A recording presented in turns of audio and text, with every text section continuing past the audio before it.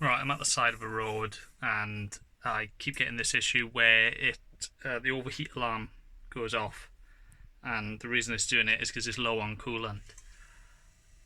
It pushes coolant out the overflow, and I don't know why. It could be a head gasket issue, but no other signs of that at the minute. So this is my fill point. I put it this way because it was on top of the radiator, because that's a Honda Civic radiator.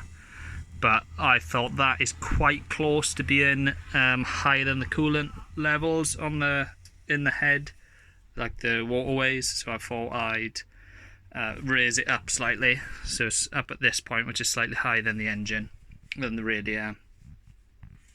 I've never had this type of cooling system on anything I've really messed around with before. Everything's always had an expansion tank. And what I'm finding is it'll push water out of here into, I put a reservoir underneath.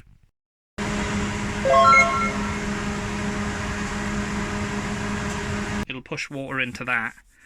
And I was hoping, and from my understanding, that as the engine cools down, it basically draws back through the little valve in the centre,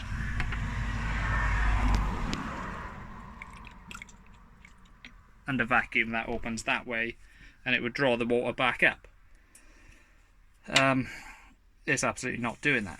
It just keeps filling the reservoir underneath up to the point where it'll overflow from it, and the engine will be low on coolant then. I've tried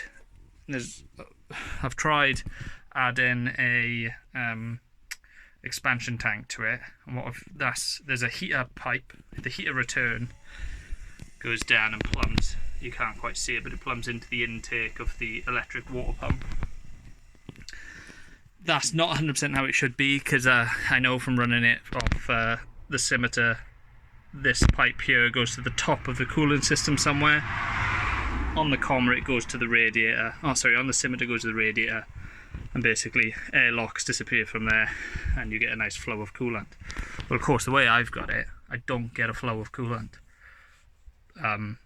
Again, it just pushes the level up and up and up until it starts to push it out the top. And the electric water pump, now I've not got it in an ideal orientation. I've got it so the outlet is lower than the inlet. There's risk of air pockets in the top of the impeller, and them just not coming out. But that is the way I had it set up on the scimitar. The scimitar cooling system, or it's just always been. It'll overcool the engine if I need it to, whereas this one is marginal at best. So I don't think the water pump orientation is a problem. But the issue I've got is, where do I put an expansion tank? There is no room in the engine bay for it, as it needs to be higher than the engine.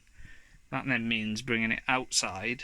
I don't know, do I put it behind a panel there? Because if it boils over, I don't want to be showered in boiling water and steam. So yeah, this is where I'm up to at the minute. And I'm having gearbox issues. I think basically this gearbox is shagged. It slips, 100%. It's slipping. And when I did the modification to the box, to the valve body, adding stiffer springs and stuff, it was a plastic, big plastic washer in the sump.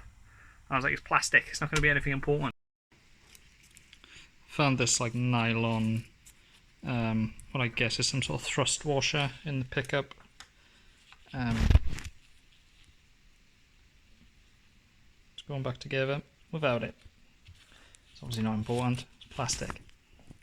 Well, that thrust washer, which is what I thought it would be, is some sort of thrust washer, will basically allow the clutches not to sit right up against each other, etc. And yeah, you end up with issues. So I've got a spare box. I'm going to take that apart first and make sure the plastic washer is in one piece, or ideally replace it for like an aluminium or steel one, so that can't happen.